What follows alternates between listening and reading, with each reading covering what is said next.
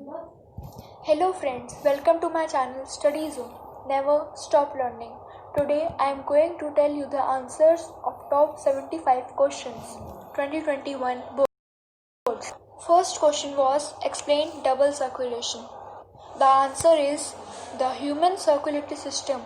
जो ह्यूमन का इंसान का जो सर्कुलेटरी सिस्टम होता है वो एक डबल सर्कुलेटरी सिस्टम होता है. It has two separate circuits. उसमें दो सर्किट्स होते हैं. And blood passes through the heart से दो बार जाता है. द पल्मोनरी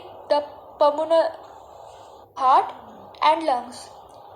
जो पल्मोनरी सर्किट होता है वो हार्ट और लंग्स के बीच में होता है. The systematic circuit is between the heart and the other organs.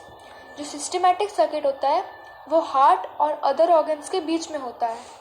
अब नेक्स्ट क्वेश्चन है व्हाट इज डबल फर्टिलाइजेशन. इसका आंसर है double fertilization is a complex fertilization mechanism of flowering plants. Double fertilization एक complex fertilization mechanism है flowering plants का. This process involves the joining of a female gametophyte with two male gametes. इस process में female gametophyte mail के two gametes इसमें involve होते हैं. It begins when a pollen grain adheres to the stigma of the carpel. ये तब होता है जब स्टिग्मा ऑफ कार्पेल जो होता है वो अडहेयर करता है. The female reproductive structure of a flower. The female reproductive structure of a flower में जब ये अडहेयर होता है तब ऐसा होता है, तब ये प्रोसेस डबल फर्टिलाइजेशन होता है. Now next question is question number 3. Explain the process of digestion in humans. इस क्वेश्चन में हमें पूरा एक्सप्लेन करना है स्टार्टिंग से लेकर पूरा एंड तक. सो इस प्रोसेस में फर्स्ट पार्ट आता है ingestion of food. Humans have holozoic nutrition.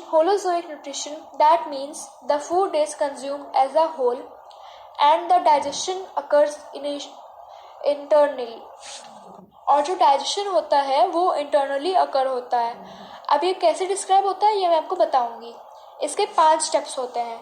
Injection of food, digestion, absorption, assimilation और एक्सक्रीशन. पहला है ingestion of food. The food is taken in the oral cavity in the process called the ingestion. जब food अंदर ले लिया जाता है oral cavity से उस प्रोसेस को कहते हैं injection. The teeth help in grinding of the food. Teeth जो होता है फूड को अच्छे से च्यू करने में, चबाने में हेल्प करता है. Salivary amylase helps in partial breakdown of the starch and the tongue helps in mixing the food with saliva and helps in swallowing. Teeth grind करने में मतलब चबाने में फूड को हेल्प करता है. फिर सलाइवरी एमिलेज फूड का जो स्टार्च बनता है उसको अच्छे से ब्रेक करने में हेल्प करता है.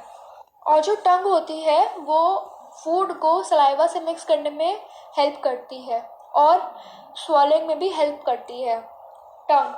The food is now called bolus. और यही फूड जब एक सलाइवा साथ मिक्स हो जाता है तो उसे बोलस कहते हैं. डाइजेशन में कहते हैं the process of breakdown of complex substances into simpler substances is called digestion. जैसे मतलब थोड़े चबे हुए या मतलब कुछ थोड़े हैवी सब्सटेंस उनको अच्छे से ब्रेक डाउन करने का उसे डाइजेशन कहते हैं. And it starts with the mouth where physical breakdown occurs along with some chemical digestion. The bolus is swallowed in and it arrives in stomach where the digestion of proteins occurs due to the presence of the enzyme pepsin. और इसके बाद जब ये bolus swallow हो जाता है तब ये बोलस स्टमक में जाता है जहाँ पर डाइजेशन ऑफ प्रोटीन्स होता है. एंजाइम जो होता है पेप्सिन उसकी मौजूदगी में ये प्रोसेस होता है. जो बोलस होता है स्टमक में तो आ गया, फिर ये चाइम हो जाता है. ये चाइम चला जाता है स्मॉल इंटेस्टाइन में जहाँ पे बाकी का डाइजेशन का प्रोसेस होता है, कंप्लीट होता है. अब ये नोट कर लो आपने, मैं आपको एक्स्ट्रा बता रही हूँ.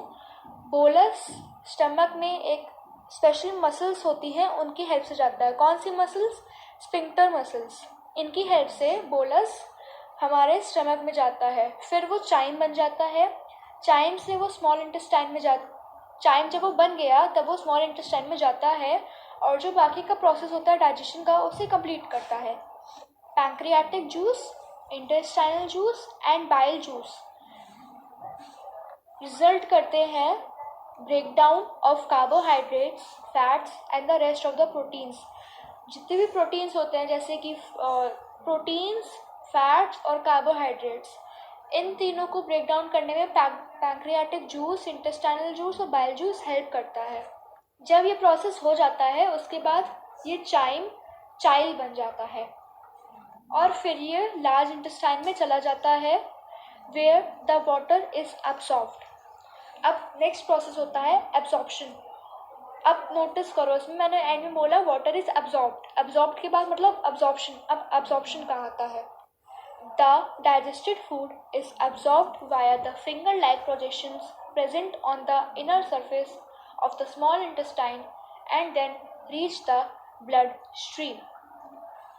एब्जॉर्प्शन में जो डाइजेस्टेड फूड होता है वो अब्जॉर्ब हो जाता है। कहाँ से? फिंगर लाइक प्रोजेक्शंस होते हैं, प्रेजेंट होते हैं हमारे स्मॉल इंटेस्टाइन में, उससे हो जाता है। एसिमिलेशन क्या होता है? Assimilation, the absorbed food is then used by different tissues for the energy generation. हमने आपको बोला था कि फूड जब हम लोग लेते हैं तो उससे हमको एनर्जी आती है।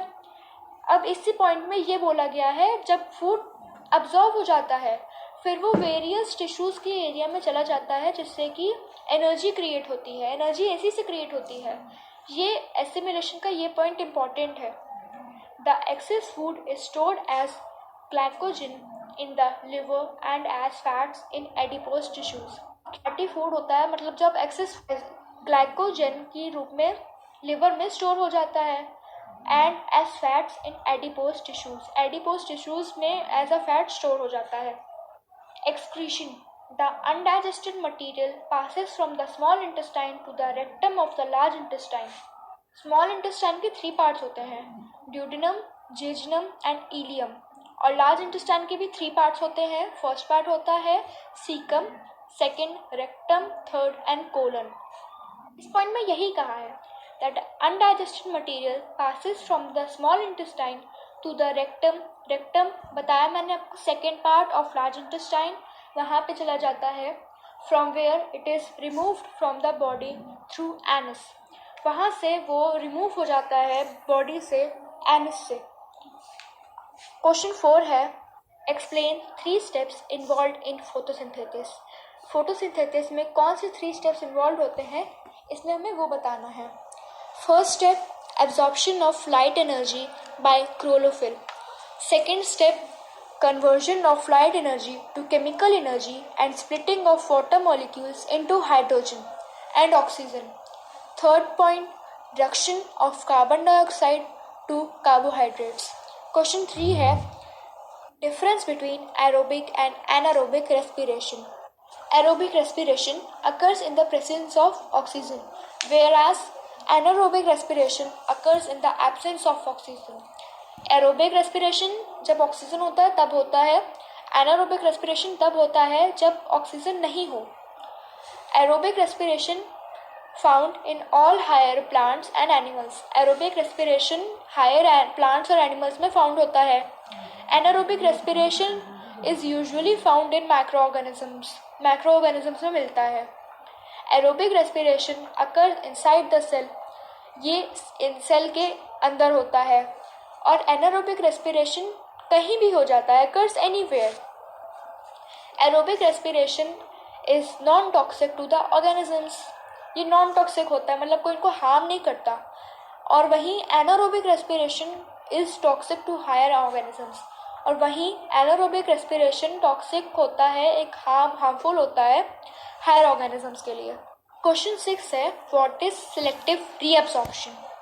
Selective reabsorption is the process whereby certain molecules, after being filtered out of the capillaries along with nitrogenous waste products and water in the glomerulus ये जो नेफ्रॉन होता है उसमें प्रेजेंट होता है, are reabsorb from the filtrate as they pass through the nephron. जैसा मैंने आपसे कहा था, नेफ्रॉन का पार्ट होता है ग्लोमेरुलस, वही इसमें कहा है पास होता है। रीअब्सॉर्प्शन ये मेथड है जिसमें वेस्ट प्रोडक्ट्स ग्लोमेरुलस के थ्रू फिल्ट्रेट होते हैं नेफ्रॉन में, पास थ्रू द नेफ्रॉन।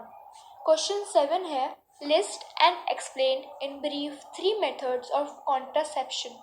हम लोग को 3 नाम बताने हैं कॉन्ट्रासेप्शन के और उनको ब्रीफली एक्सप्लेन भी करना है। फर्स्ट मेथड है barrier method. Physical devices like diaphragm and cervical caps are used. They prevent entry of sperm in female genital tract, so act as a barrier between them. Chemical method. They act by changing hormonal balance of body so that eggs are not released and fertilization cannot occur. Females use 2 types of pills for preventing pregnancies, that is oral pills and vaginal pills. 3. Cervical method. They are carried out in males and females. Males vasectomy, females tubectomy. Question 8 is, what are sexually transmitted diseases? Name 4 such diseases. Which one of them damages the immune system of human body? The infectious diseases that spread from infected to a healthy person by sexual contact are called sexually transmitted diseases.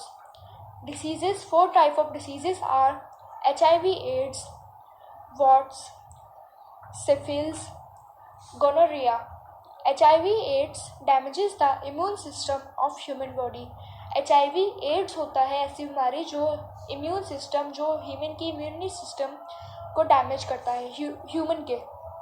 अगर आपको मेरी ये video इन questions तक पसंद आई हो तो मेरे channel को लाइक और सब्सक्राइब करना ना भूलिएगा। अगर आपको इन क्वेश्चंस में कोई भी डाउट हो तो कमेंट कीजिए। बाकी के क्वेश्चंस मैं आपको नेक्स्ट वीडियो में पढ़ाऊँगी। Thank you.